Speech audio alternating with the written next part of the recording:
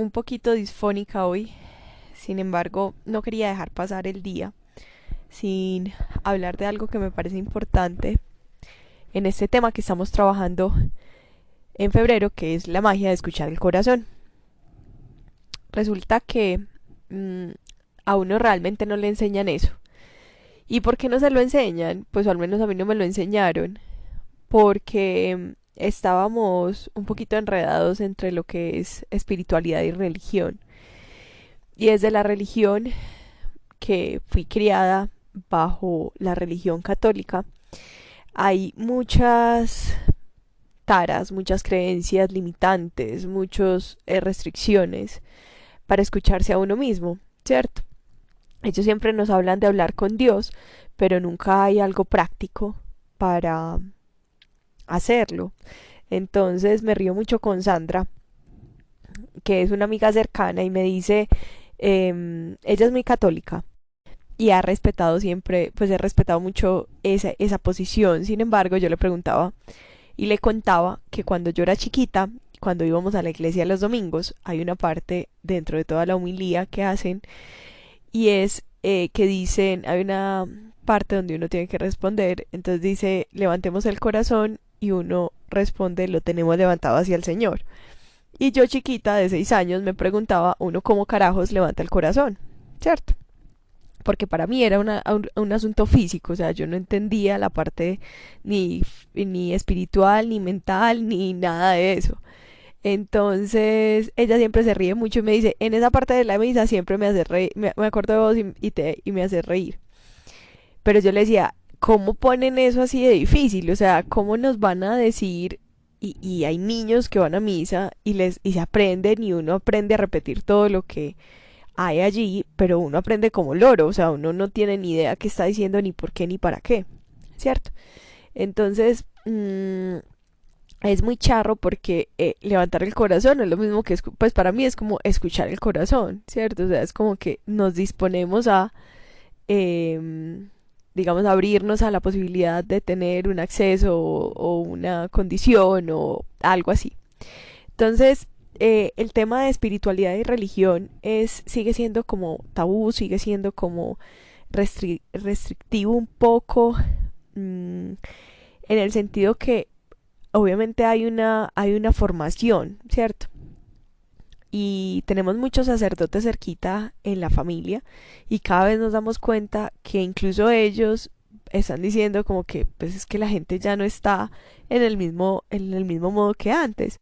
Porque claro, además de que hay más información, hay más opciones, empieza a haber más libertad. Entonces, yo hace mucho no voy a misa, ni sé hace cuánto. Fui a muchas misas, yo creo que ya las chuleé todas las que iba a ir en la vida. Mm, fui mucho tiempo a las de un sacerdote que se llama Pedro Justo Berrío. Este señor se ha salido un poquito de ese contexto y de esa rigidez que marcó la iglesia para los sacerdotes y para la predicación. Entonces me parecía muy interesante.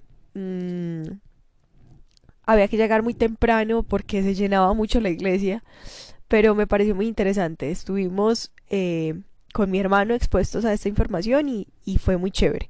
Entonces, por ejemplo, ver lo que hace Pedro Justo es básicamente unir esa parte, o sea, como que integrar un poco esa espiritualidad real, no tanto la religión y el rito y las oraciones y todo eso, porque son sin sentido, o sea, porque las haces automáticas, porque no sabes ni siquiera qué estás diciendo.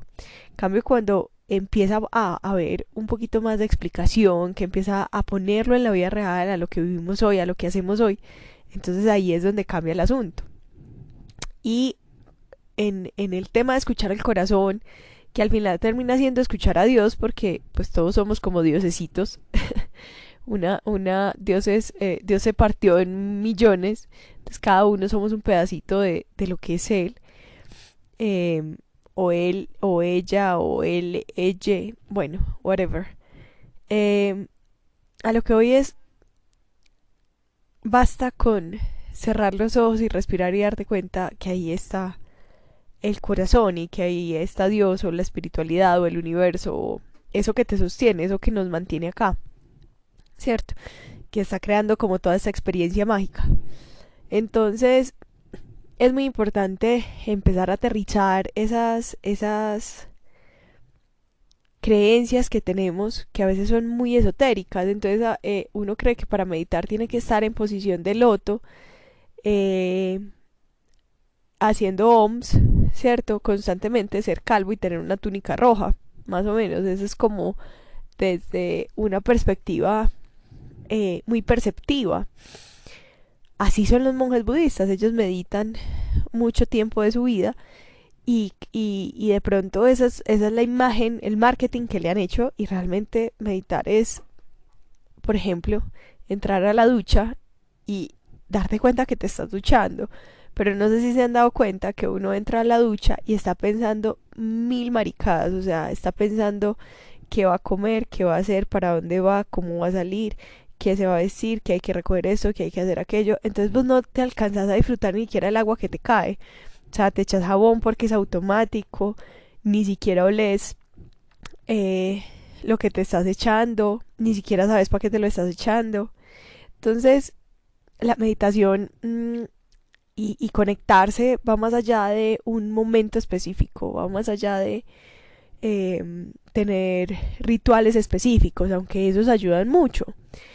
Pero empecemos con lo simple, cerrar los ojos en un taco, respirar profundo y decir, estamos aquí y todos estamos aquí. Si no estuviéramos acá, entonces yo estaría sola y podría ir, pero empezar a aterrizarlo a la realidad. Entonces, dejar de hacer nuevas apreciaciones, perdón, o hacer nuevas apreciaciones más bien de lo que es que nos digan que levantemos el corazón, por ejemplo, ¿cierto? Entonces, dentro de todo esto, siempre me parece charro y me río de mí y me río de la creencia tan arraigada a veces que tengo, porque al final es solo cuestión de ir desmecanizándonos, ralentizando, haciéndonos más lentos, más despacio, más conscientes de que estamos aquí. Este podcast, quiero decirles que no lo hago solamente por compartirlo, por saber qué hay. Lo hago por escucharme, porque a veces me hace falta tener esa voz consejera y creo que también puedo ser yo.